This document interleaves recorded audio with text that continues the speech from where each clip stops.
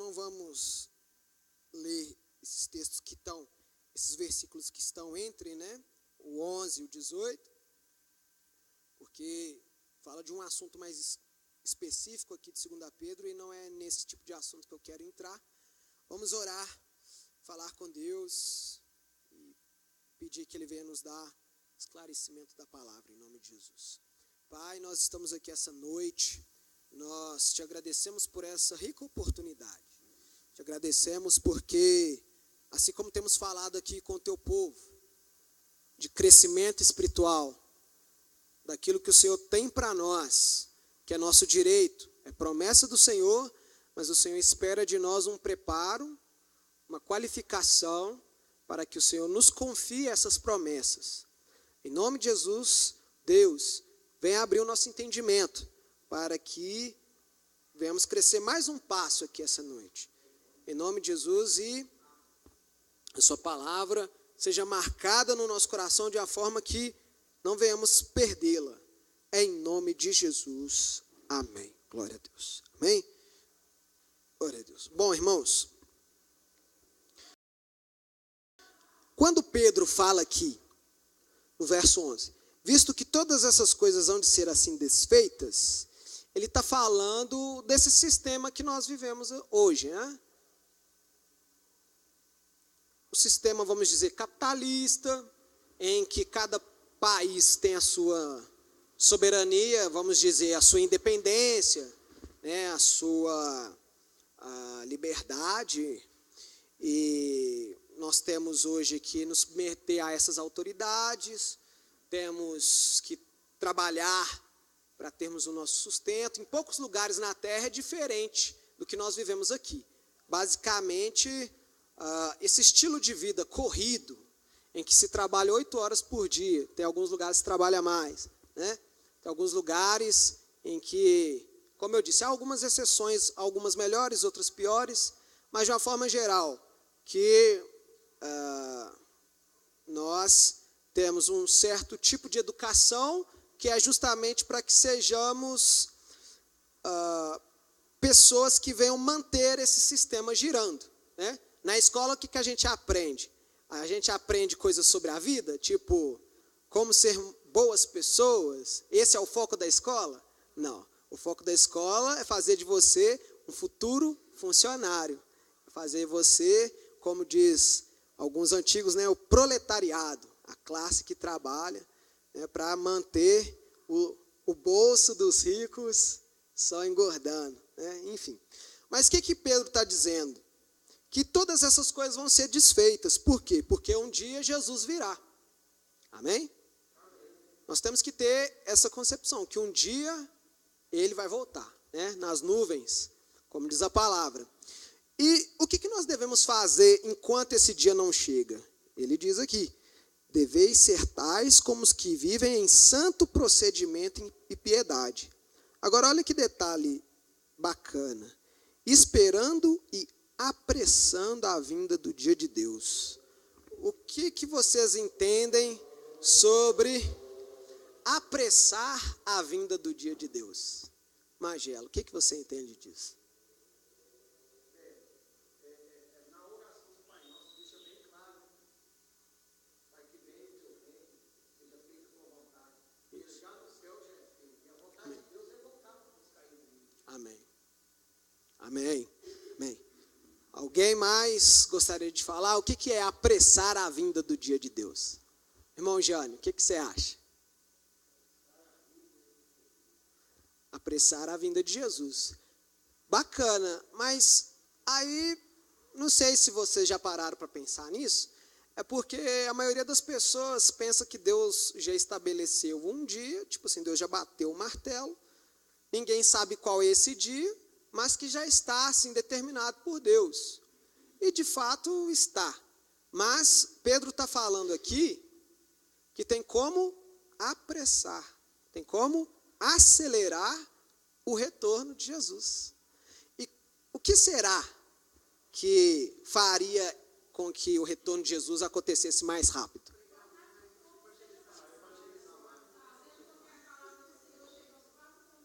Fazendo com que a palavra do Senhor chegue aos quatro cantos dessa terra. Todo mundo falou junto aí, né? A Tina falou que pregando mais, falando, né? Fala mais.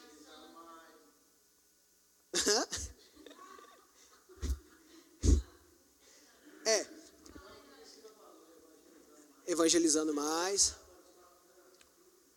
Agora, para e pensa comigo, então. Beleza.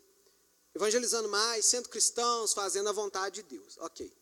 Mas, se então nós podemos apressar a vinda do dia de Cristo, né, o retorno dele, se está nas mãos da igreja apressar esse processo, quer dizer que, para Jesus voltar, depende de quem? Em boa parte. De nós, exatamente. Agora vamos trazer essa pergunta para um sentido mais pessoal. Depende do Magela, o retorno de Jesus. Depende da Tina. Depende da Simone. Depende do Fred. Exatamente. Agora, continuando. Vocês acham que Jesus quer muito voltar? Você acha que Jesus está satisfeito em ver essa violência, essa exploração toda que está acontecendo? Um dia desses, eu vi na internet um vídeo de um rapaz batendo num menino pequeno, que eu fiquei chocado, gente. A maldade que é o ser humano. O que o ser humano é capaz de fazer? Assim, o ser humano afastado de Deus, né? Menino tão pequeno, tal, assim, e o adulto batendo nele sem misericórdia nenhuma. Assim, totalmente insensibilizado. E é o que o pecado faz com a gente, né? O pecado, ele deixa o ser humano cauterizado, insensível.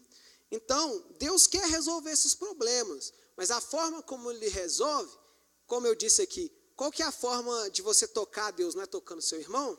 Então, como que Deus vai agir na terra para resolver esses problemas? É através de você. Nós somos os pés do Senhor nessa terra. Nós levamos Jesus aos lugares. Nós somos representantes diretos dele. Agora, como que nós vamos ser esses representantes, esses embaixadores, né? Dando mais objetivo que a pregação. O embaixador de um país é qualquer pessoa. Quando vamos supor, o Brasil levanta o embaixador, vai mandar lá para a China. Ele é um cara que preparado, conhece bem a história do país, sabe falar, né, a língua do local também. É alguém de formação. E nós, como embaixadores de Cristo, também precisamos ter a nossa formação e a nossa instrução. Agora, interessante também, quanto que é o salário de um embaixador? Quanto será? Bem alto, com certeza. Justo, ele está saindo do país, da terra natal dele, para ir para um outro lugar, representar o país, fora a responsabilidade. Então, qualquer país paga bem um embaixador. E vocês estão entendendo todas essas informações? Quer dizer, nós somos pessoas a quem Deus quer confiar grande responsabilidade, como eu sempre falo aqui, e tem os direitos e tem os deveres. Quando você se torna um embaixador capacitado, que é o verso 18, fala aqui, ó, crescei na graça e no conhecimento de nosso Senhor e Salvador Jesus Cristo. Quando a gente cresce nesse sentido, o que Deus vai fazer na nossa vida? Ele vai investir. Ele vai investir. Da última vez que eu ministrei a palavra, a gente falou sobre o exemplo de uma empresa, né, que era tipo uma padaria, uma biscoiteria, sei lá, chamada Jesus Cristo Senhor, né, do Magela lá e tal, e o Hércules era o filho do Magela.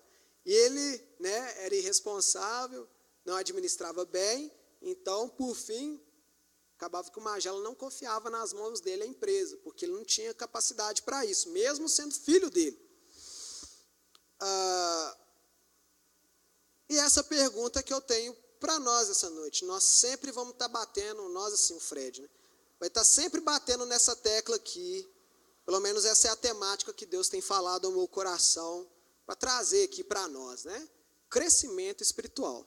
O crescimento espiritual, ele desencadeia uma série de outras coisas. Em vez da gente ficar buscando bênçãos pontuais, eu quero isso, eu quero aquilo, gostaria de receber isso, eu vou direto no crescimento espiritual e recebo naturalmente todas as outras coisas. Né? O Adriano vive falando, né? As palavras de Cristo. Se as minhas palavras permanecerem, né, em vós, e vocês permanecerem em mim, pedireis o que quiserdes e vos será feito. Por que a gente pede, né, e não tem recebido? Porque está falhando algum desses processos. Então, o que acontece? Se eu vou direto na busca do crescimento espiritual, eu alcanço essa palavra. Então, quer dizer, isso é bacana, né? Deus tem grandes bênçãos para nós, irmãos. São tantas que a gente não pode nem contar. Eu poderia dizer assim, Deus tem grandes coisas para fazer na nossa vida, mas para que elas venham se concretizar, o que nós precisamos? Crescer espiritualmente. Deus naturalmente confia coisas na mão de pessoas responsáveis, pessoas preparadas. Amém? Quem quer crescer espiritualmente? Amém? Vamos ver alguns textos então que falam sobre crescimento, como que funciona um crescimento espiritual, né? Nós vamos introduzir esse entendimento para que você aplique isso na sua vida. Amém? Então vamos lá abrir em Lucas 1:80. Só para a gente ver aqui o exemplo de uma pessoa que estava vivendo essa realidade. A primeira pessoa a ser falada é João Batista. Lucas 1:80.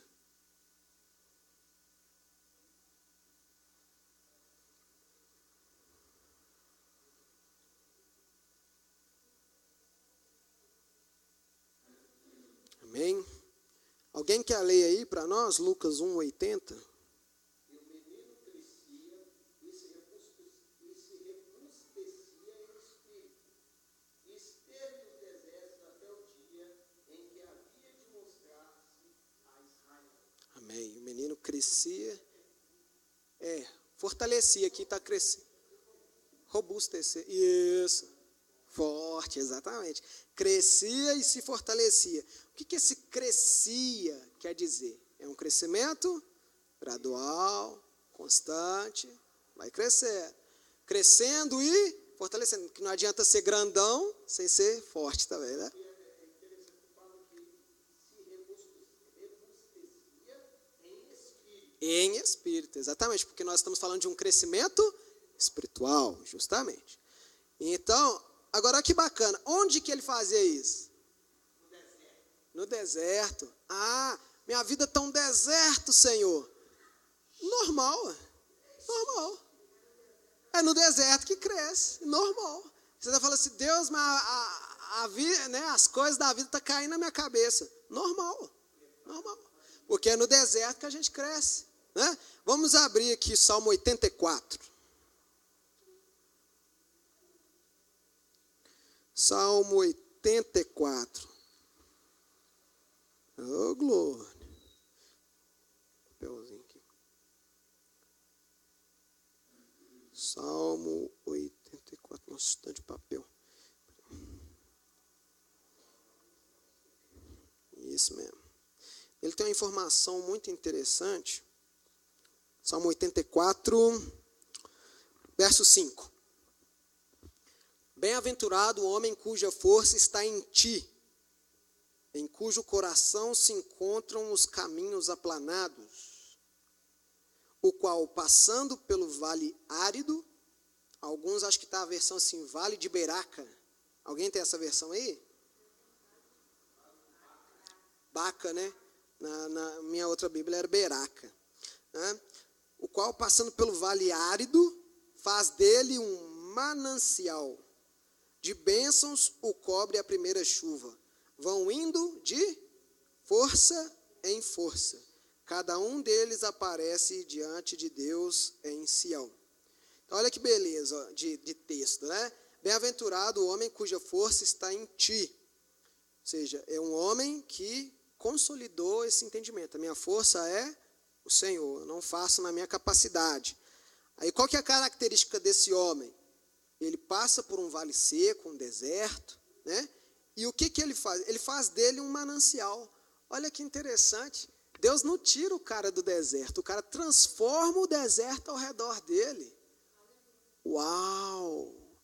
Então Deus não vai me tirar do deserto. Não vai tirar, não vai tirar. Você tem que aprender. E é tão interessante isso, né, que hoje no grupo de manhã, a Beth colocou um versículo não, um mini texto, tipo uma frase assim bacana, falando que o cristianismo, né, não veio para nos dar facilidades, mas para ensinar a gente a lidar e superar, dominar as dificuldades, né? O Adriano até soltou um chu, né? Glória, né? No grupo. Mas é verdade, irmãos, sabe? Um povo forte, um povo que domina, é um povo que já passou diversos tipos de luta. Quando a gente vê, por exemplo, a história assim, dos países europeus, ou dos países asiáticos, tipo Coreia do Sul, Japão, são todos países que passaram assim, catástrofes gigantescas, peste, ou às vezes terremotos, coisas assim, que eles tinham algo que eles já tinham construído e eles perderam tudo por causa dessas crises, perdeu tudo completamente, eles tiveram que começar do zero, né? Nós no Brasil nunca passamos por uma situação assim tão pesada, e eles passaram isso várias vezes. Então o que acontece? Por que hoje eles têm a estabilidade que eles têm? Porque eles aprenderam muitos princípios, né? Princípio de unidade, princípio de trabalho, várias coisas nesse sentido. E Deus quer gerar em nós também essa mesma mentalidade, tirar de nós a mentalidade do brasileiro, que é do jeitinho, que é do sossego, ter muita coisa sem trabalho, né? Que é do vida mansa, vamos dizer assim. Infelizmente, essa é uma característica que permeia o nosso país. E nos fazer pessoas de trabalho, pessoas sérias, pessoas conscientes e maduras. Diz aqui, vão indo de força em força. Ou seja, hoje você tem um grau de força espiritual. Amanhã Deus quer que você tenha mais. Crescimento é uma palavra-chave nisso tudo que nós estamos falando. Amém. Vamos abrir agora um outro texto, 1 Samuel, capítulo 2.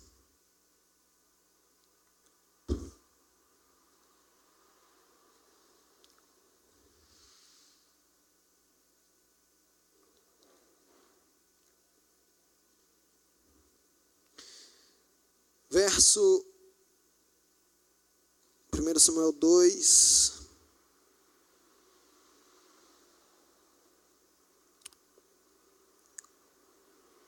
verso 22. Isso.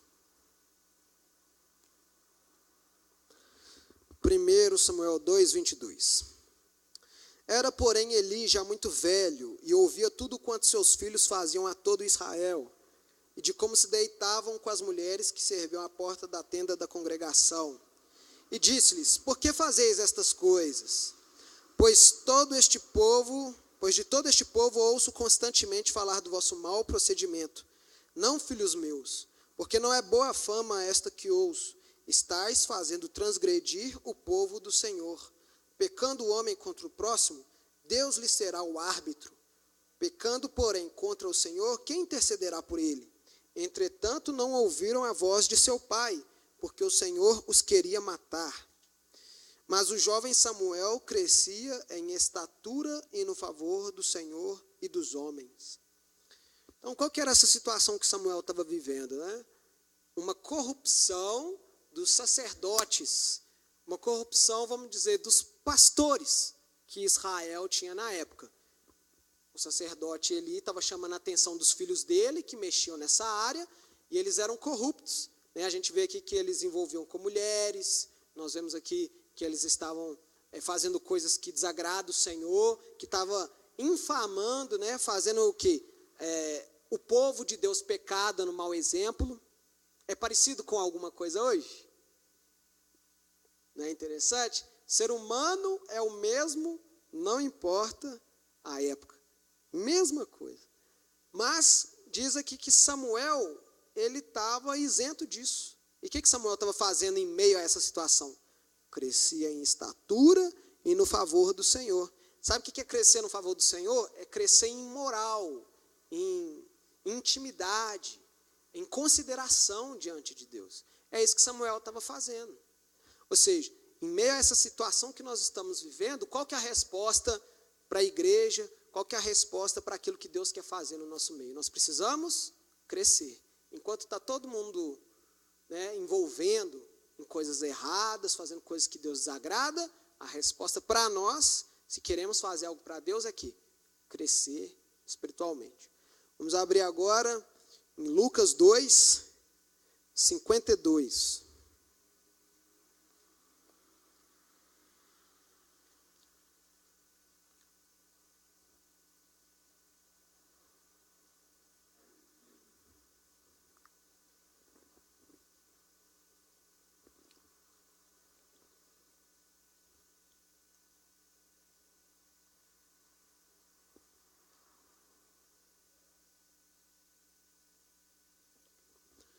Lucas 2, 52. E crescia Jesus em sabedoria, estatura e graça, diante de Deus e dos homens. E crescia Jesus em sabedoria. Interessante, é? Jesus, mesmo ele sendo Deus, e ele vindo e tendo as duas naturezas, vamos dizer assim,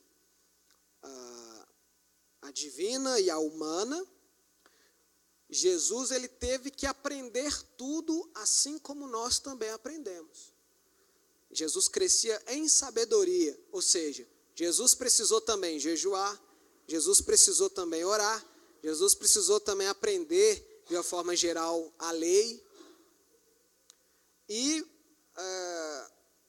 há dois textos na palavra que destacam coisas interessantes nesse crescimento de Jesus.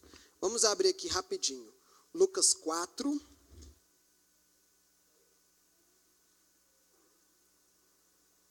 Verso 16.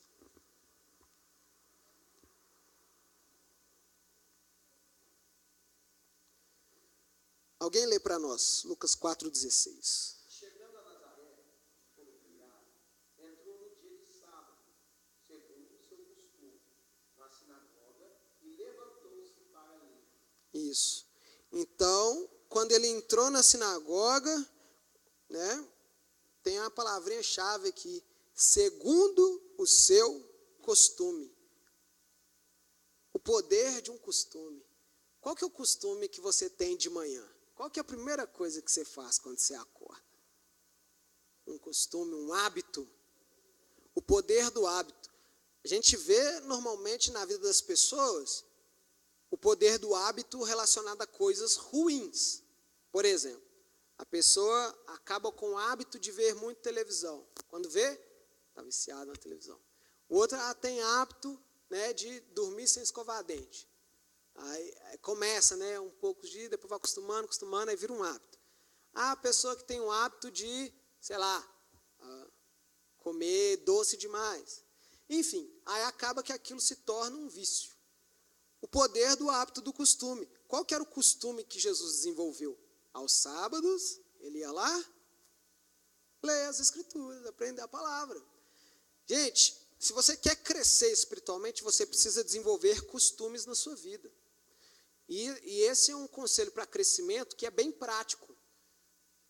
Você deve separar um momento no seu dia para falar com Deus, um momento para ler pelo menos um capítulo da palavra, irmãos.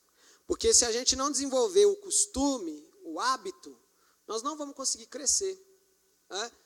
A gente vê que pessoas que elas são muito boas naquilo que elas fazem, passou de um hábito e virou um foco, virou uma concentração na vida da pessoa, aquele tipo de atitude. Por exemplo, os atletas, né, eles têm horário para acordar, horário para alimentar, tem uma quantidade de comida que eles podem comer, eles não podem comer qualquer coisa, não podem sair quando eles querem, eles têm uma vida muito disciplinada. Por quê? Porque eles querem os melhores resultados. A gente, como está, digamos, começando, você não precisa ter uma disciplina tão intensa, mas você precisa desenvolver uma prática de alguma coisa. Ler um capítulo por dia, dar uma meditada, uma passagem, dar uma refletida, colocar um louvor, criar um costume. Amém? Vamos ler agora mais um texto sobre crescimento, e aí nós vamos entrar fechando uma parábola aqui de Cristo. Vamos abrir em Mateus capítulo 13.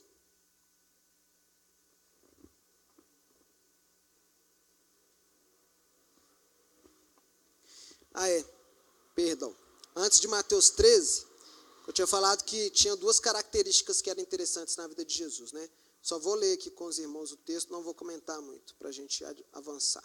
Hebreus 5.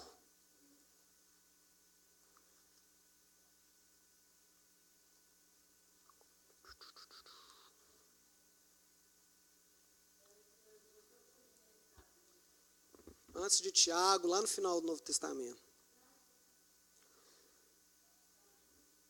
Hebreus 5, 8. Exatamente. Hebreus 5, 8.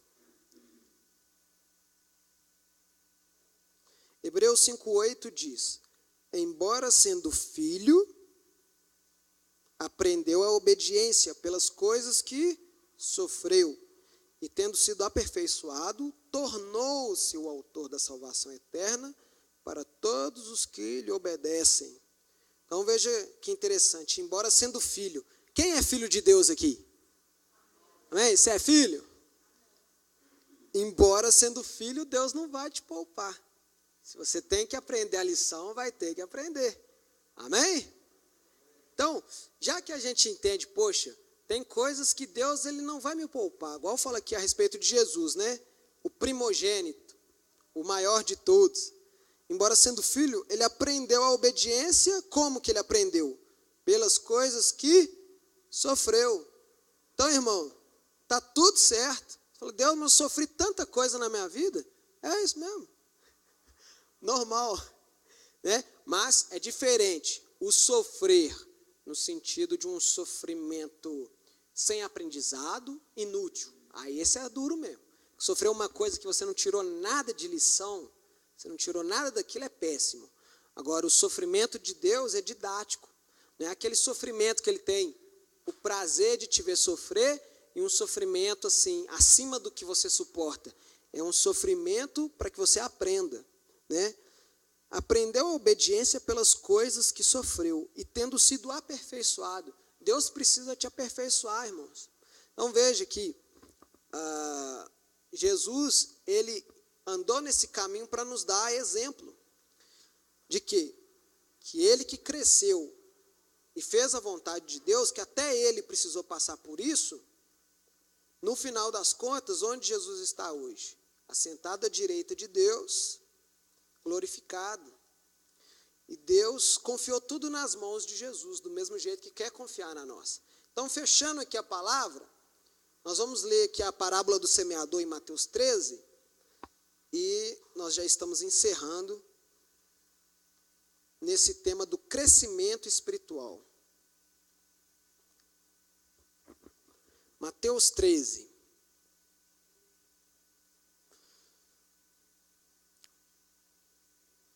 Naquele mesmo dia, saindo Jesus de casa, sentou-se à beira-mar, e grandes multidões se reuniram perto dele, de modo que entrou num barco e se assentou, e toda a multidão estava em pé na praia. E de muitas coisas lhes falou por parábolas, e dizia: eis que o semeador saiu a semear. E ao semear, uma parte caiu à beira do caminho, e vindo as aves a comeram. Outra parte caiu em solo rochoso, onde a terra era pouca, e logo nasceu, visto não ser profunda a terra. Verso 6, saindo, porém, o sol a queimou, e porque não tinha raiz, secou-se. Verso 7, outra caiu entre os espinhos, e os espinhos cresceram e a sufocaram. Verso 8, outra, enfim, caiu em boa terra e deu fruto, a 100, a 60 e a 30 por um. Quem tem ouvidos para ouvir, ouça. Então se aproximaram os discípulos e lhe perguntaram: por que lhes falas por parábolas? Ao que respondeu: porque a vós outros é dado conhecer os mistérios do reino dos céus, mas àqueles não lhes é isso concedido. Porque ao que tem se lhe dará e terá em abundância, mas ao que não tem, até o que tem lhe será tirado. Por isso lhes falo por parábolas. Está vendo que interessante aqui, irmãos? Que Jesus estava transmitindo lições do reino de Deus, mas, conscientemente, Jesus estava falando de uma forma assim, codificada. Para eles não vão entender mesmo, não. Eu falei, mas por que você fala para eles assim por parábolas e para a gente o Senhor explica? Porque a vocês é dado conhecer o mistério do reino. E por que a eles era dado? Porque eles estavam separados, eles estavam buscando a Deus e Deus confiou a eles essas revelações. E vocês acham que Deus mudou o jeito dele de ser? Deus, para confiar os mistérios dele, ele tem que ver o seu desempenho, ele tem que ver a sua busca. E sabe que mistério que é esse? Os mistérios da vida, de você entender realmente como é o reino de Deus, como que as coisas funcionam, e de você conseguir ter profundidade espiritual, você ser uma pessoa sábia, você ser uma pessoa simples, você ser uma pessoa cheia do Espírito. Isso é um privilégio e Deus não dá para qualquer pessoa. Você tem que conquistar a aprovação de Deus para isso. Deus continua agindo do mesmo jeito, né? Salmo 25, Salmo 25, 14 fala assim, a intimidade do Senhor é para aqueles que o temem. Deus espera algo de você para Ele te confiar esses mistérios. Aí vamos avançar aqui para o verso 16. Bem-aventurados, porém, os vossos olhos, porque veem, e os vossos ouvidos, porque ouvem. Então vamos lá, a explicação, indo direto ao ponto. Verso 19. A todos os que ouvem a palavra do reino e não a compreendem, vem o maligno e arrebata o que lhes foi semeado no coração. Este é o que foi semeado à beira do caminho. Olha que interessante. Uma mensagem dessa, né, que, como nós estamos falando, crescimento espiritual, buscar e tal. Quando a palavra não penetra no seu coração, o que acontece? O diabo consegue roubar a mensagem. Aí você fala assim, mas o que é roubar a mensagem? Você vai perceber o seguinte, que roubar a mensagem é que esse entendimento ele não produziu nada na sua vida. Você vai ver a vida de pessoas que estão ouvindo pregações há anos, e a vida delas continua a mesma coisa. Por quê? A mensagem não entra. E por que não entra? O coração é um coração de asfalto. O que é a beira do caminho? A beira do caminho fica o quê? O asfalto, fica o cascalho, enfim, fica uma superfície em que nada entra. Se o seu coração está duro, a mensagem ela vai quicar igual uma bola de basquete, vai ficar lá e o diabo facilmente consegue tirar de você o entendimento da mensagem. Continuando. O que foi semeado em solo rochoso, esse é o que ouve a palavra e a recebe logo. Ou seja, tem gente que recebe, está com o coração aberto para a palavra. Né? Diz aqui, recebe com alegria, mas não tem raiz em si mesmo, sendo antes de pouca duração. Em lhe chegando a angústia ou a perseguição por causa da palavra, logo se escandaliza. O que é essa perseguição? Quando você começa a se abrir para a palavra de Deus, né? Começa a querer gerar mudanças na sua vida, vão vir perseguições. Que tipo de perseguições? Seus amigos vão falar, nossa, você está meio diferente, né? Está acontecendo umas coisas assim que você não é mais aquela pessoa, né? E tal. Às vezes a perseguição é no sentido que você vai falar coisas que você precisava dizer. E as pessoas falam assim, mas você está diferente, você está meio grosso, você está falando umas coisas aí que você não costumava falar antes. Ou então a própria palavra mesmo, porque ela nos constrange a tomar certas atitudes que às vezes não são populares. Então o que acontece? A palavra não cria raiz, ela entrou, mas não criou profundidade na vida da pessoa. Não adianta também. Eu tinha um amigo de serviço que ele falava assim, não, Frederico, toda vez que eu escuto a palavra de Deus, eu escuto com muita atenção, eu abro meu coração, assim, eu ouço com muita alegria, com muito interesse e tal. Ele até tinha o seguinte hábito, que quando a gente fazia célula lá no serviço de falar a palavra, ele tirava o boné. Tipo um temor, né, o respeito e tal. Mas a vida dele não mudava em nada, ele continuava fazendo sempre as mesmas coisas. Então, o que acontece? Era um temor era uma atitude de respeito, mas que não estava significando nada. Melhor era se ele mantivesse o boné e agisse. Você está entendendo? Né? Às vezes a gente fala assim, até o costume do Luiz Hermínio de falar, né? Vamos ficar de pé em reverência à palavra. A Luiz Hermínio fala assim, a reverência da palavra não está em você ouvir de pé, está em você viver. E isso é a verdadeira reverência. Continuando aqui, gente, para fechar. 22. O que foi semeado entre os espinhos é o que ouve a palavra, mas os cuidados do mundo, a fascinação das riquezas, sufocam a palavra e fica infrutífera. Né? O que é sufocar? É competir. Você não sabe se você mergulha mesmo na palavra e crê, se você vai começar a agir segundo os princípios que Deus tem, ou se você continua desejando as mesmas coisas que o mundo deseja, se você continua valorizando as mesmas coisas. Né? E é interessante que Jesus comparou essas dificuldades como pedras e como espinhos nos nossos corações. Né? A terra é o coração humano. Essas dificuldades são as pedras e os espinhos. Aí eu pergunto para vocês, porque ele fala aqui, 23. O que foi semeado em boa terra é o que ouve a palavra e a compreende. Este frutifica a 100, a 60 e a 30 por 1. Então, olha, para que a pessoa consiga frutificar, ela tem que vencer os espinhos e as pedras. Agora, vamos pensar um pouco. Será que as pessoas, inclusive você, às vezes você ouvindo essa mensagem, você está identificando, tem um pouco de espinho no meu coração ainda. Tem um pouco de pedra no meu coração ainda. Será que essas pedras e esses espinhos são obrigatórios de ter na nossa vida? Não. Se a terra com pedras e espinhos, o que a gente faz quando tem que limpar uma terra? Vocês já viram um instrumento chamado rastelo? De rastelar, né? Puxar pedras. É como se fosse um rodo assim, mas ele é um rodo em formato de um garfo.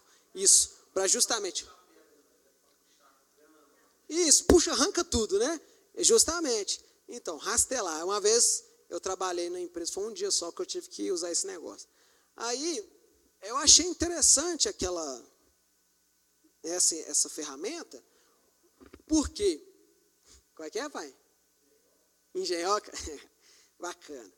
Por quê? Porque eu imaginei o meu coração como a terra, e essas pedras e os espinhos, e Jesus passando o quê? O rastelo na minha vida. Aí, será que é uma sensação agradável? Você imaginar seu coração e Jesus puxando, arrancando, tirando. Né? Mas é preciso. E as lutas e as dificuldades da vida são tipos de rastelos que Deus usa. E não somente rastelo, tudo que for necessário para limpar seu coração, Deus vai usar. Se for necessário britadeira, vai usar britadeira. Se for necessário canhão, o que for necessário. Né? Fala, Deus, meu coração é duro demais. Deus sabe trabalhar. Dinamite. Né? Mas, no geral, é mais fácil o quê? A gente amolecer o coração até onde a gente pode e falar, Deus, trabalha a minha vida. E eu vou deixar aqui para vocês, já finalizando, o seguinte, que o rastelo que você permite que Deus use na sua vida para facilitar o processo é o jejum. Esse rastelo, a gente poderia comparar ele ao jejum, porque o jejum ele limpa, o jejum ele quebranta, o jejum ele facilita as coisas para Deus. Quando Deus quer trabalhar na vida de uma pessoa e precisa desse quebrantamento, o jejum é o que vai facilitar esse agir de Deus. Ele é chatinho? Ele é, porque é justamente o que? Ele vai mexer na sua estrutura. E há batalhas, há lutas espirituais que a gente não consegue vencer sem o jejum. Então, jejum, irmão, é meio chatinho, é meio complicado, mas você pode desenvolver esse hábito na sua vida e com a seguinte ideia: se você quer que seu coração seja limpo mais rápido, para que você venha frutificar mais, jejue mais, porque você vai agilizar o processo. Todo mundo que conversa comigo, eu sempre recomendo o jejum diário, né? Para que Deus esteja trabalhando a todo vapor. você escolhe a quantas horas, você escolhe o modo, né, de você fazer, mas faça, porque é fundamental a nossa cooperação, a nossa contribuição com Deus. Se você não ajuda Deus a trabalhar no seu espírito, as coisas vão atrasar. E obra atrasada é difícil. Vamos orar? Pode ficar sentado assim mesmo como você está. Fale com Deus essa hora. Nós precisamos crescer espiritualmente. Nós precisamos que Deus venha rastelar o nosso coração. Nós precisamos que Deus venha purificar, né, a nossa vida.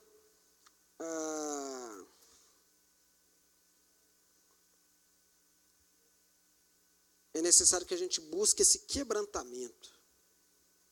Ó Deus, quebranta a minha vida. Deus, limpa a minha vida, para que o Senhor possa semear e eu venha frutificar. Eu estou cansado, Deus, de viver a mesma vida. Eu estou cansado, Deus, de estar da mesma forma. Eu estou cansado dos meus problemas, estou cansado de errar as mesmas coisas sempre. Me ajuda, Deus, a jejuar. Me ajuda, Deus, a orar. Me ajuda, Deus, a desejar o crescimento espiritual, para que o Senhor confie a mim as bênçãos, para que o Senhor libere sobre mim aquilo que o Senhor deseja. Em nome de Jesus, Deus, abre os meus olhos, Deus, abre os meus ouvidos espirituais. Em nome de Jesus, para que eu venha me mover dentro da direção do Senhor, eu venha agradar o seu coração. A pior coisa que tem é um filho rebelde, é um filho ingrato, é um filho desobediente, um filho rebelde, e que Deus tem que tratar duro com ele. É melhor que a gente faça as coisas por amor, por consciência. E todos aqui somos filhos. Deus nos chama como filhos. E Ele quer fazer de nós pessoas sábias, pessoas em quem Ele possa confiar coisas, em quem Ele possa confiar bênçãos, em quem Ele possa confiar dons, em quem, através de quem Ele possa salvar outras vidas, que é o maior anseio do coração de Deus. Ó Deus, nós clamamos ao Senhor essa noite. Em nome de Jesus, vem mudar a história das nossas vidas. Em nome de Jesus, vem nos despertar. Vem, ó Deus, nos fazer entender que, ainda que o Senhor trabalhe de uma forma firme conosco, uma forma que nos move, que nos tira do comodismo, que nos tira do nosso sossego, mas é para o nosso bem e tem frutos, tem recompensa, tem garantia de que o Senhor nos levará a ver as maravilhas do teu reino. Em nome de Jesus. Amém. Em nome de Jesus. Amém. Glória a Deus.